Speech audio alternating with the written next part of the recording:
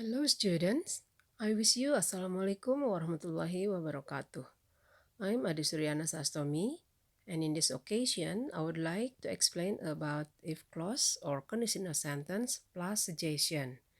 Pada kesempatan ini saya akan mencoba menjelaskan tentang kalimat pengandaian yang diikuti dengan saran.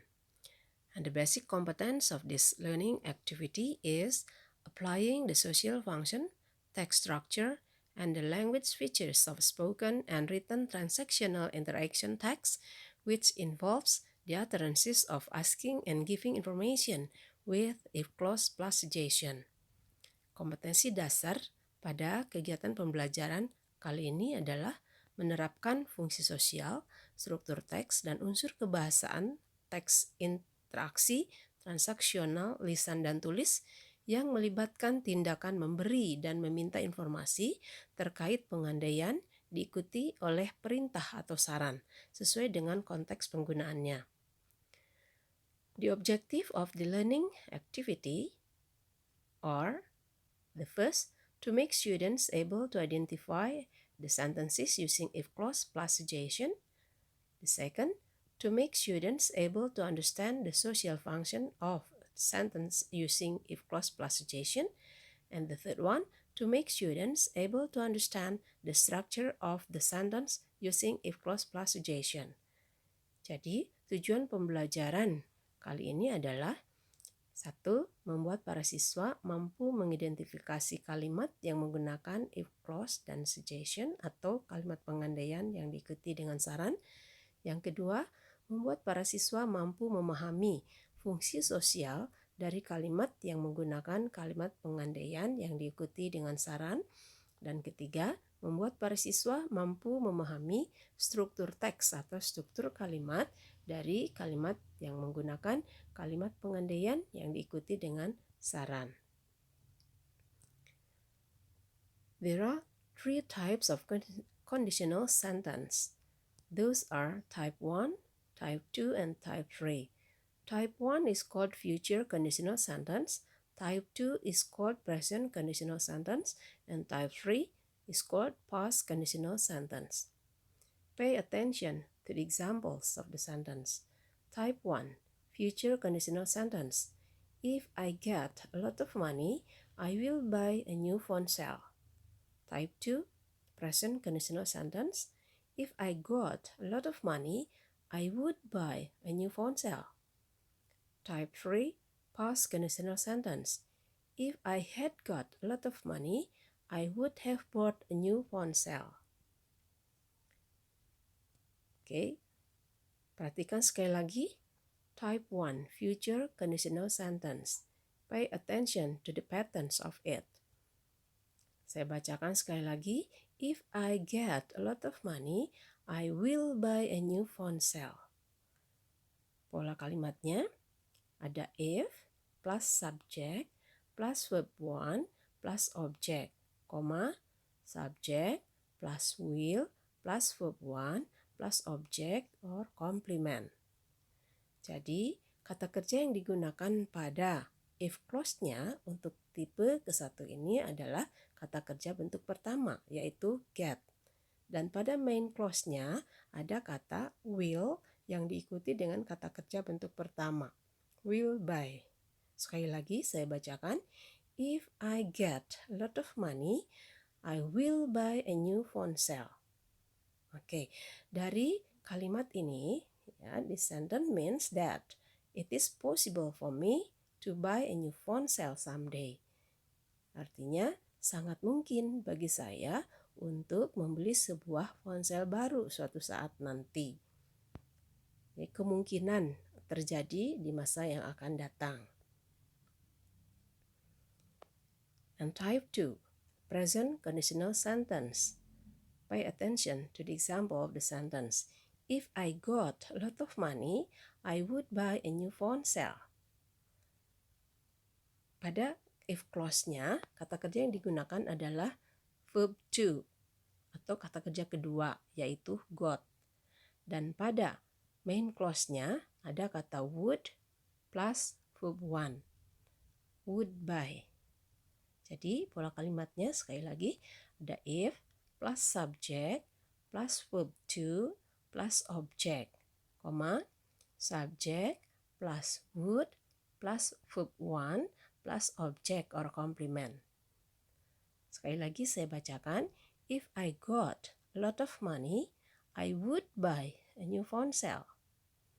Yeah, from this sentence we know that it is impossible for me to buy a new phone cell because I don't get money now. Jadi tidak mungkin terjadi pada saat ini karena saat ini saya tidak punya uang. Tidak mungkin bagi saya untuk membeli sebuah ponsel baru karena saya tidak punya uang saat ini. Jadi tidak mungkin terjadi pada saat ini. Type 3, post conditional sentence. Pay attention to the patterns of it. If I had got a lot of money, if I had got a lot of money, I would have bought a new phone cell. Kata kerja yang digunakan pada if clause-nya adalah past perfect, yaitu ada kata had yang diikuti kata kerja ketiga, had got. Pada main clause-nya ada kata would, have yang diikuti kata kerja ketiga, would have bought.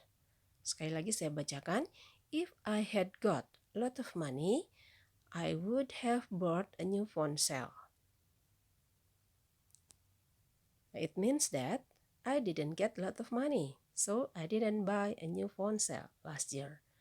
Dari kalimat ini kita tahu bahwa sangat-sangat tidak mungkin terjadi di masa lalu. Saya tidak mungkin membeli sebuah ponsel baru karena saya tidak memiliki uang, tidak mendapatkan banyak uang saat itu. Ini tidak mungkin terjadi. Jadi sekali lagi,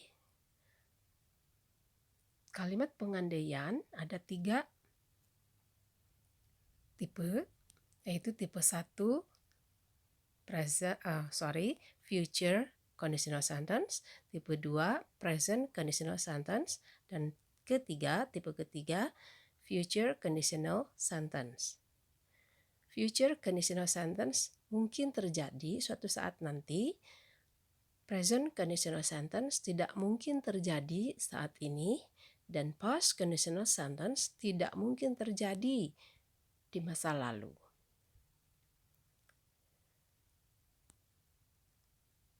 Next, the social function of if clause plus suggestion.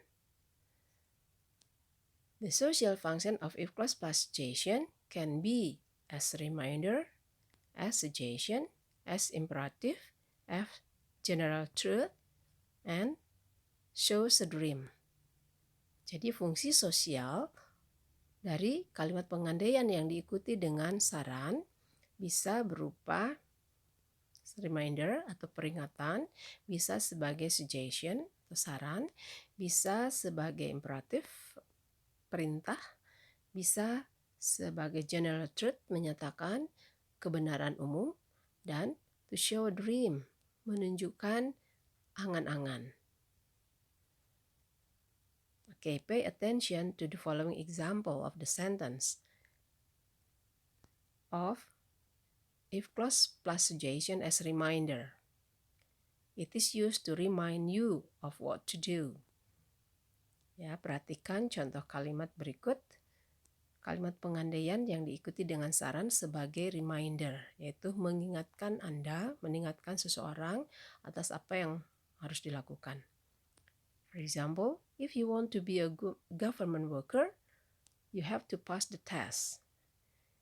Bila kamu ingin menjadi pegawai pemerintah, kamu harus lulus tes. If you open the seal, you have to buy it. Bila kamu membuka bungkusnya, kamu harus membelinya. If they make this place dirty, they have to clean it. Bila mereka membuat ruangan ini menjadi kotor, mereka harus membersihkannya. Ini semua adalah contoh-contoh kalimat pengandaian yang berfungsi sebagai reminder atau peringatan. The second, as suggestion. If clause plus suggestion that function as suggestion. It is to give advice about what should be done. For example, if you get sick, you should go to a doctor. Bila kamu sakit, kamu seharusnya pergi ke dokter. If you meet a Komodo dragon, you had better run away. Bila kamu berjumpa dengan seekor Komodo dragon, kamu sebaiknya lari menjauh. If you are able to get married, you should get married sooner. Jika kamu sudah mampu menikah, maka seharusnya kamu menikahlah dengan cepat. If you want to pass the examination, you should study seriously. Bila kamu ingin lulus ujian, kamu seharusnya belajar dengan sungguh-sungguh. If you have a lot of money, why don't you save it in the bank? Bila kamu memiliki banyak uang, kenapa kamu tidak menyimpannya di bank? Those are the example of if clause plus suggestion that is used to give advice about what should be done. The third is if clause plus suggestion that function as imperative or to tell someone to do something. For example, if you love her, marry her. Bila kamu mencintainya, nikahilah dia. If the food is fully cooked, serve it while warm. Bila makanannya sudah benar-benar matang, sajikanlah selagi hangat. If you get a cold, drink medicine. Bila kamu sakit, minumlah obat. If it is hot in this room, switch on the air conditioner. Bila di ruangan ini panas, nyalakanlah air conditioner. If you have finished doing your homeworks, don't forget to submit it sooner. Bila kamu telah menyelesaikan pekerjaan rumahmu, jangan lupa kirimkanlah segera. Those are the examples of if clause plus suggestion as imperative. Ini adalah contoh-contoh dari kalimat pengandaian yang merupakan perintah atau menyuruh seseorang melakukan sesuatu. The next as general truth. Menyatakan kebenaran umum. For example, if you put ice cube outside the fridge, it will melt. Jika kamu menyimpan es batu di luar kotak es, maka es itu akan meleleh. If you are kind, people will like you. Jika kamu baik, orang-orang akan menyukaimu. If you overthink negatively, you will not be happy.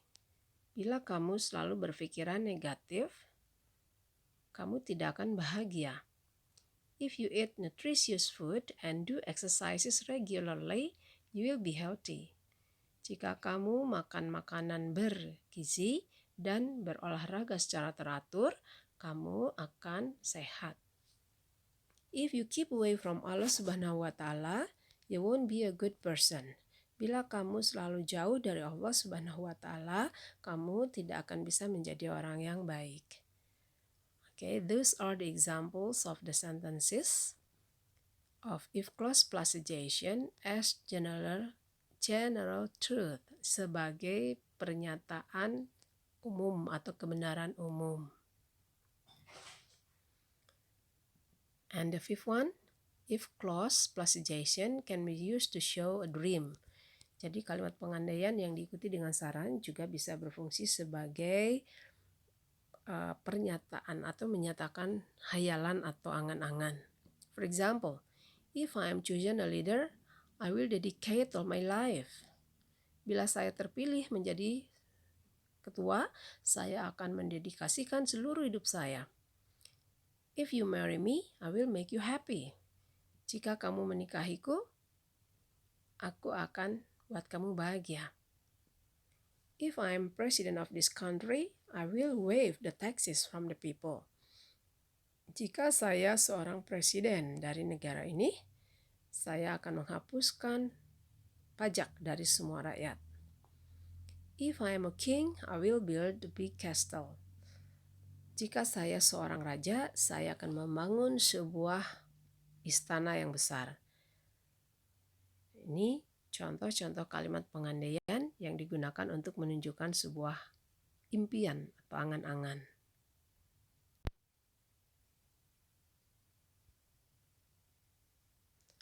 Okay, everybody. I think that's all from me. I hope all of you understand what I explained. Thank you for your attention.